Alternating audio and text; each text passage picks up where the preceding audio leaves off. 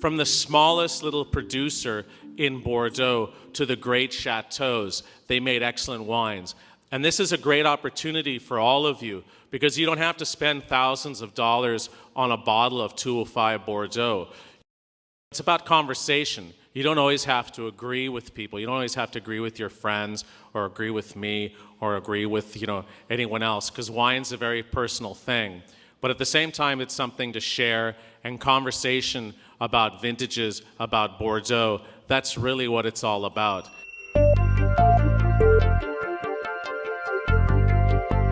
From '94, I invest quite a lot in the property, changing a lot of things. So it's not we're not finished yet, but we see now the wine I like and I wish to do is very well balanced, and I think it has character as well. But I'm not for the wine which is much too extract. I want to keep the freshness in the wine, which is very important.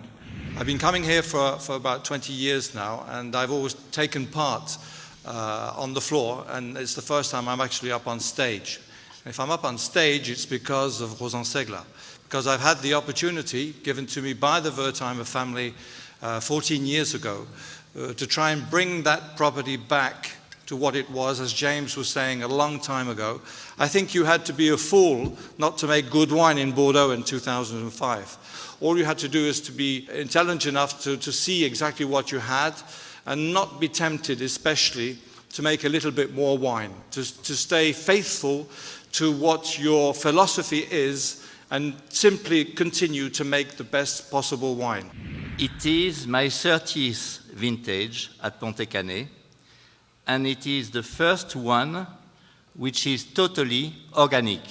It is a kind of vintage that every wine grower would dream to do several times in his life. I hope that there will be other vintage for me at this level, or hopefully even better. Problem with my gray hair. You are far more open-minded in New York than in Paris, because if on a Saturday afternoon we were trying to organize a Bordeaux tasting, no one will turn out in Paris. And if they do, they would only be interested about the new Beaujolais Nouveau to arrive soon. So thank you for coming to taste these great wines, and thank you to the Wine Spectator. 2005 is clearly the best wine we have produced.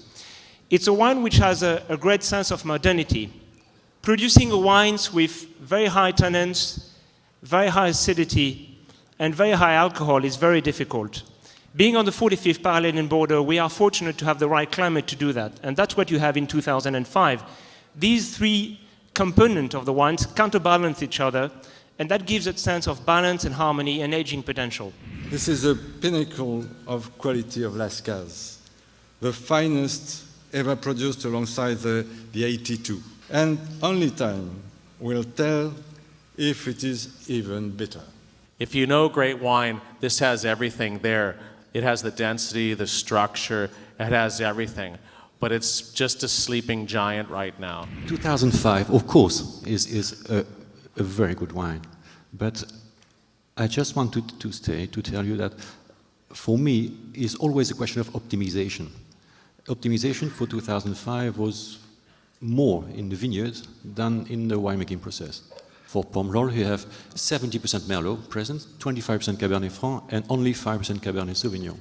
Not only do people buy these wines for what they're giving now, but they buy them for the pedigree, because they know that a wine like the 205 Vieux-Château-Certan, they know that the 48's great, the 47, the 28, the 29. Those wines are still a few bottles out there, and they're still great.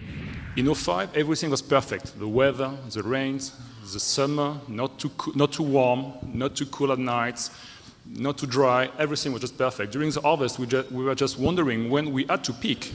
It was ripe, but the weather was good, so maybe we had to wait again, maybe we had to pick. So it was very, very easy conditions for us in 2005. 06 and 04 and 07 and 08 are much more complicated to make, and sometimes also much more interesting for us winemakers. The first thing we learned going to Pomerol was about Merlot. And when I taste a glass of l'Évangile 2005, when I taste Vieux-Certain, when I taste Conseillante, when you're going to taste l'Angelus, This is the perfect expression of Merlot. And I speak as a Medocan, being involved with Lafite for 22 years now. If you want to get to the subtlety of a great Merlot in a great year, this Pomerol and this Saint-Emilion in 2005 will be the top, the extreme. Even if normally we like to privilege the Cabernet Franc, in 2005 we decided to privilege the Merlot. So we have 60% of Merlot in the Château Angelus 2005. And what can qualify the vintage 2005 is the elegance, the harmony, and the freshness. I really want to thank everyone for coming. It's amazing they came. I hope if you're still picking, the harvest goes well. Thank you very much.